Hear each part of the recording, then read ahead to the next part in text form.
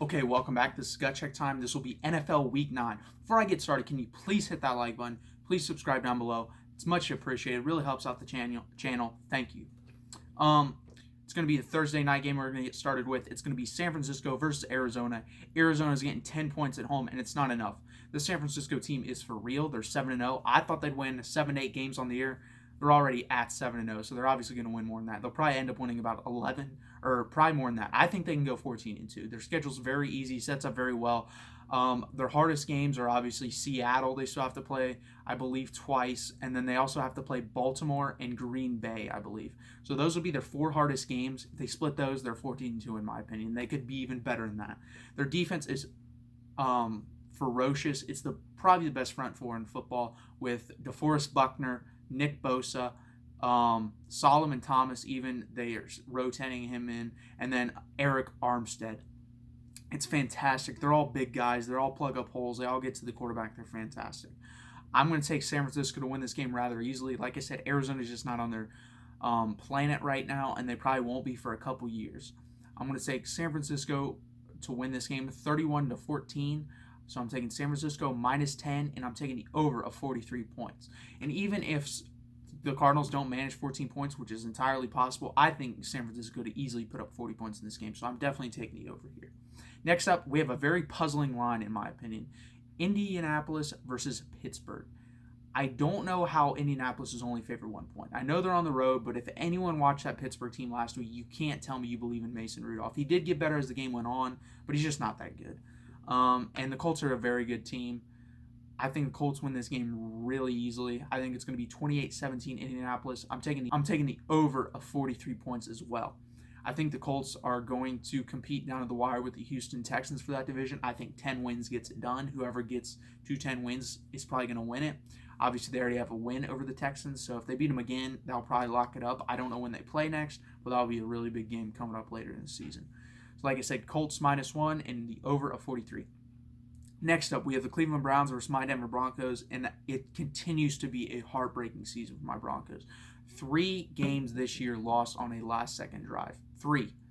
I mean, if you reverse that, they're 5-3, right in the hunt for the playoffs, especially in the AFC, especially with their schedule down the stretch. They could easily win 9 games. So it really sucks. We're not a bad football team. I'm glad that John Elway didn't unload these pieces. I believe with an average starting quarterback next year and one more piece on the offensive line, this team will make the playoffs next year. So I really glad that he did that. And guess what? If this happens again next year, then you trade. The really only diminishing value you'll get off someone is Chris Harris Jr. I don't think Von Miller's value will diminish that much. I don't think Courtland. I mean, you could trade Courtland Sutton at that point if you really wanted to rebuild more than that. But Chris Harris Jr. Value obviously will be diminished because he's another year older. Believe he'd be 32 at that point. But he's going to be a free agent anyways. But he wants to stay with the Broncos. But anyways, I think the Broncos do win this game. I think the Browns are a total mess. Their offensive line's terrible, and our front 7 is still a top 6 front 7 in football. So I'm taking the Broncos to win this game 21-17. I'm taking the under 39 points.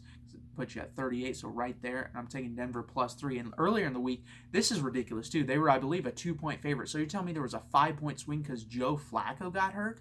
No. Brandon Allen can do just what Joe Flacco's been doing. And I think that's more on the offensive staff than Joe Flacco. I think they really want to do bootlegs, run, and take 1 or 2 deep shots down the field. Brandon Allen can do that. That's pretty much what the offense he ran at Arkansas under Brent Bielema. So I think he'll be fine. Next up, we're going to talk about Green Bay versus the Chargers. I'm going to take the Chargers in an upset here just because I believe they're starting to get more healthy, and I believe in this team's talent. I'll take the Chargers in this game in an upset, 27-23. I'm taking the Chargers +3.5. And I'm just going to take them with a straight-out win here. And the over-under here is 40.5. I believe it goes over. I think the Green Bay Packers are a good team, but nothing they do impresses me. They play okay defense. They can do enough on offense. I will say this, they've run the ball spectacularly. A lot better than I thought they would come into the season. A lot better than they have probably the past 7 or 8 years. So I will say they have that going for them.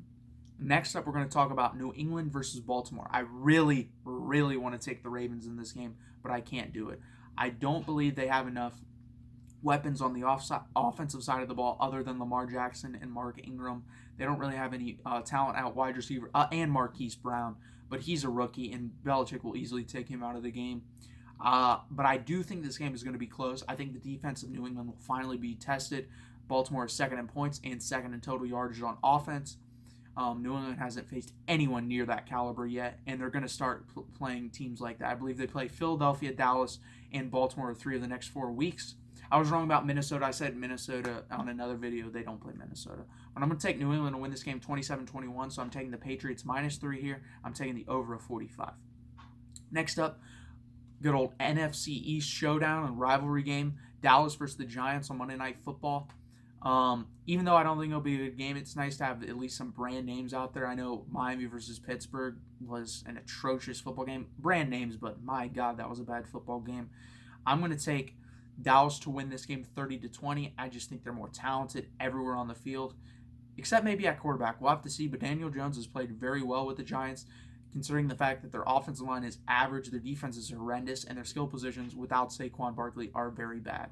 I'm going to take the Giants, like I said, or the Dallas Cowboys 30-20. I'm going to take Dallas -7 here. I don't think that's enough points, and I'm going to take the over of 47.5. That'll do it for the gambling picks, which I've gotten better at, by the way. I am 39, 43, and 2 on the season. I've done a lot better after the first 2 to 3 weeks.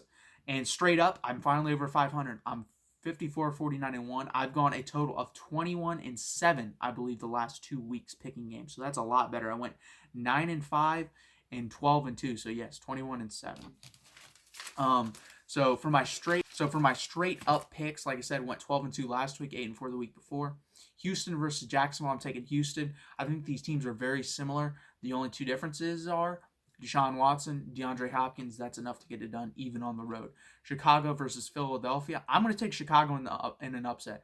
I think Philadelphia is an 8-8, 9-7 football team. I think they're bipolar. I think you're going to see 1 week where they're spectacular, like they were last week. Another week where you're like, how this team beat a good Buffalo team last week? It's just puzzling. So I think Chicago actually wins that game, even in Philadelphia.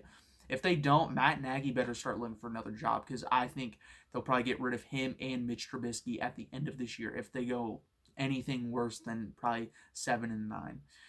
The Jets versus Miami. I'm going to take Miami in an upset. I think Miami gets their first win of the season. I think this Jets team stinks.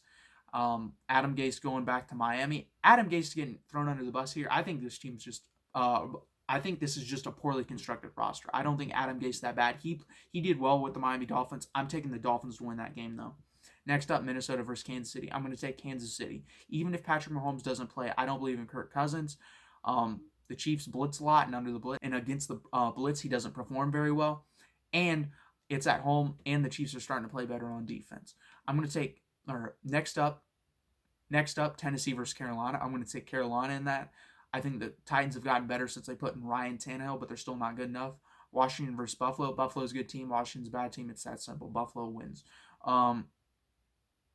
Buccaneers versus Seattle.